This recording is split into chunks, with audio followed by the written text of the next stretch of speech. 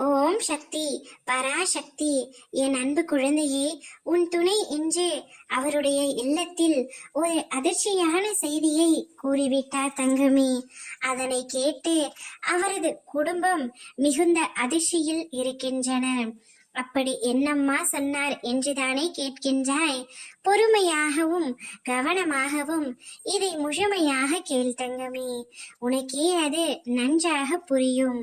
நீயும் உன் துணையும் பல நாட்களாக பழகி வருகிறீர்கள். ஆனால் அவருடைய வீட்டில் உங்களுக்கு சம்மதம் தெரிவிக்கவில்லை என்ற ஏக்கத்தில் இருக்கின்றாய். ஆனால் இன்று உன் துணை உனக்கு சாதகமாகவும் அவருடைய குடும்பத்திற்கு எதிராகவும் பேசியதை நினைத்தே அவரது குடும்பத்தினர் அனைவரும் அதிர்ச்சியில் திளைத்துள்ளனர்.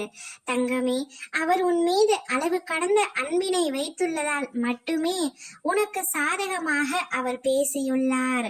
உங்களுடைய திருமணம் விரைவில் நடக்க வேண்டும் என்று என்னிடம் வேண்டிக் கொண்டாய் அல்லவா? அதற்கான வேலையை நான் துவங்கிவிட்டேன் தங்கமே. என்னுடைய லீலையால் மட்டுமே உன் துணை என்று அவருடைய இல்லத்தில் உனக்கு சாதகமாக பேச முடிவெடுத்து விட்டார். இனி உன்னுடைய வாழ்வு எந்த திசையை நோக்கி பயணம் செய்யும் என்ற கவலை உனக்கு வேண்டாம்.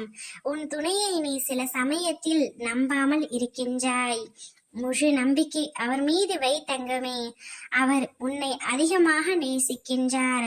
அதனால்தான் அவர் குடும்பத்தையும் மீறி உன்னை பற்றி அவர்களிடம் கூறியிருக்கின்றார்.